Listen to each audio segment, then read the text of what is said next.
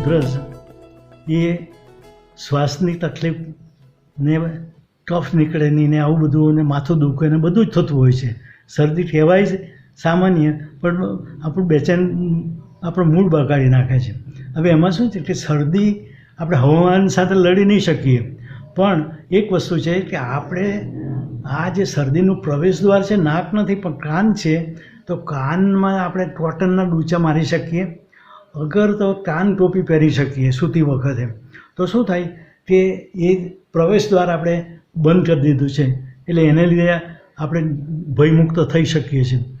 અને બીજું સાથે કે કારેલાના પાન વત્તા હળદર, પછી તુલસી પાન અને કાંદો, આમ એને જરા મતલબ ક્રશ કરીને રસ કાઢો અને એ મધ સાથે તમે લેવો તો આ સામાન્ય ઈલાજ છે, પણ આ પજવતો ઈલાજમાંથી આપણે મુક્તિ મેળવી શકીએ.